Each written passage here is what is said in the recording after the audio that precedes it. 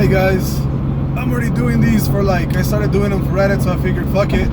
I got like half an hour until I get to work, so I might as well make more videos and shit, waste some time. Today, I'll be telling you what mods I have and what actually my tuner recommended makes the most power, and he's been tuning cars for the last 10 years. So I'll go ahead and, I mean, this isn't like a top 5 or top 10, it's just, I think it was like, I already posted up on Reddit, and I think it's like a top 5, top 6 mods for your car. So, I mean, to start off right now, my car currently, it has a JWT pop charger.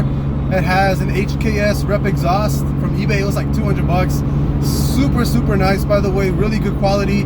I have heard that there's a lot of fitment issues, so if you do want to get it installed, I do recommend you go to a muffler shop, and you're probably gonna have to cut some pipe, probably, you know, have it molded a certain way, but that's pretty much what to expect with the HKS rep. But once you get it installed, it's gonna be pretty good.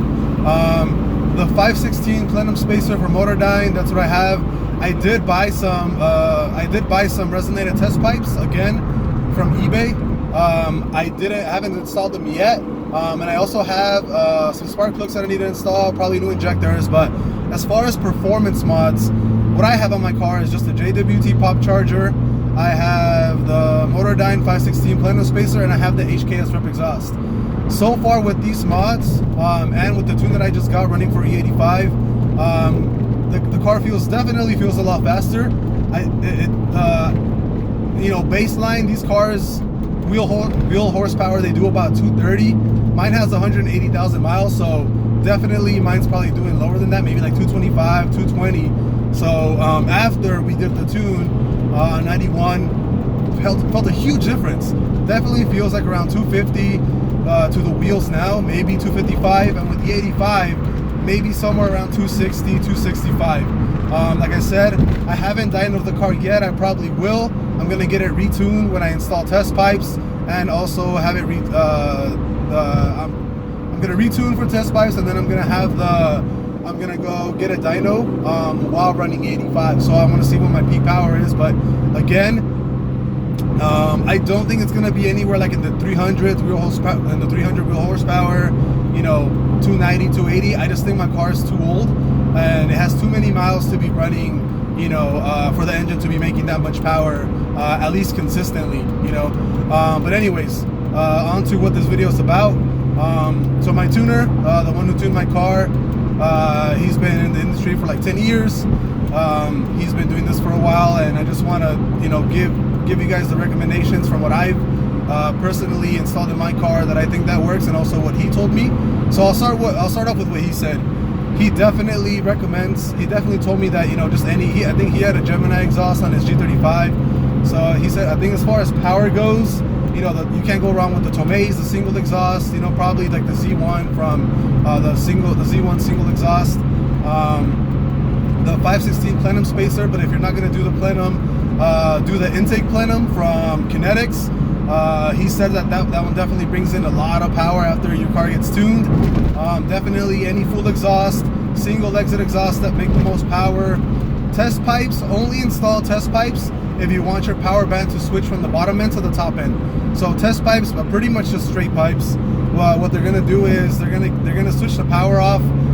They're gonna switch the power from, you know, like the bottom half of your RPMs to the top end. So I don't have my test pipes on right now, so I definitely notice, you know, my car's a lot torqueier after it's tuned on the bottom end. But if I do go the test pipe route, it's gonna jump back up to, like, you know, where the power is gonna come in after like 60, probably 70 miles per hour, and after, you know, 4,000 RPM, probably to, like, you know, to redline. What I've noticed definitely in power just from immediate installation, after I installed the Motordyne Plenum Spacer, I definitely felt a difference in, you know, in the car's performance, like especially in like the butt dyno or whatever. So I do think that the Plenum Spacer is worth it. I bought it on eBay for like 150, 170 bucks for the Motordyne. As far as the JWT pop charger, I don't think that brings in a lot of gains unless you're gonna get your car tuned. Jason, my tuner, he told me that he did see he did see better results off of that, off the JWT pop charger. But I mean, I'm assuming it's not that much, because you know, there's definitely rumors of people saying that, you know, that the JWT makes more power or other intakes, whatever. From what I've seen, from what I've read on past forums, I don't think that's true. I think the regular stock airbox is probably going to make the most power unless you go boost or something. You know, I really don't think you're making that much of a difference. I do know that I'm gonna lower the window because it's getting fucking hot in here. I do think that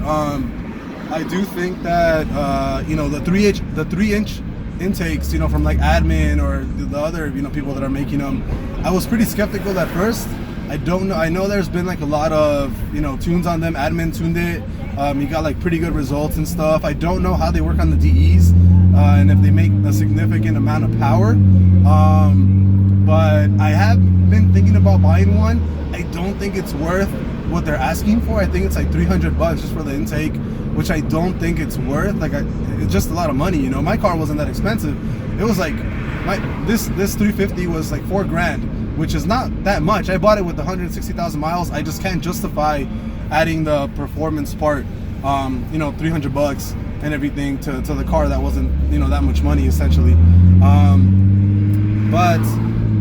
Like I said, the intake plenum does a really good job. The Motordyne Spacer does a really good job as far as power goes. Test pipes if you're looking for top end. Full exhaust, dual exhaust if you're looking for just like a regular more power, or straight exhaust if you're looking for a bunch of power just from the exhaust setup. I forgot what else that I put on Reddit. I think, you know, obviously if you want to go the nitrous route, but you need to get it installed by, you know, someone who really knows how to do that stuff. Boost is obvious, you know, always go the boost route if you're, you know, if you're going that way. It's obviously the most power. That's what, you know, Fresh Kicks has. That's what's that guy's name from Instagram? Juan Garrillo, I think. His license plate says Capitan, which is pretty clever, by the way. But yeah, I mean, they're all doing boost, and they're pushing like what, way more than 500 horsepower to the wheel. So I definitely think that's, you know, that's probably my next step. I'm probably going to go boost on this car.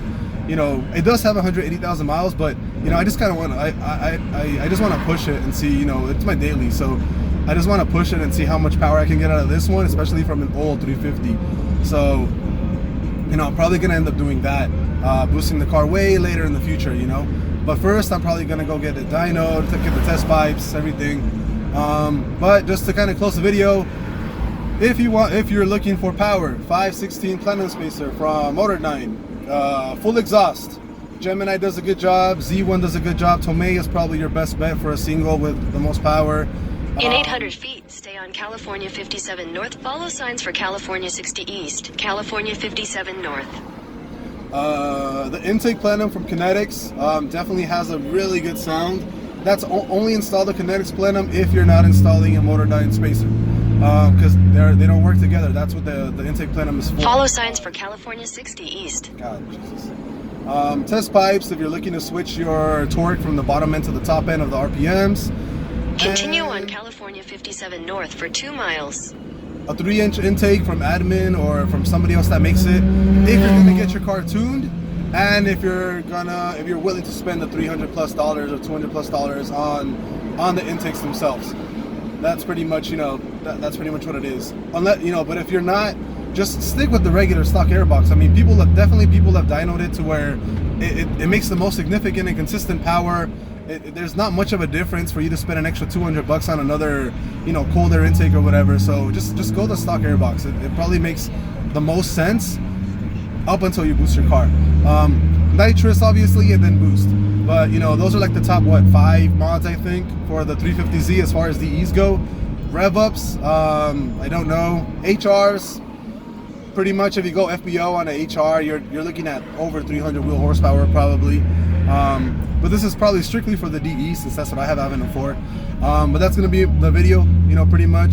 Definitely recommend all the mods that I just kind of gave you guys. It's all for power for the DE. So if you guys have a DE looking for more power, that's pretty much what you guys should install. See you guys later.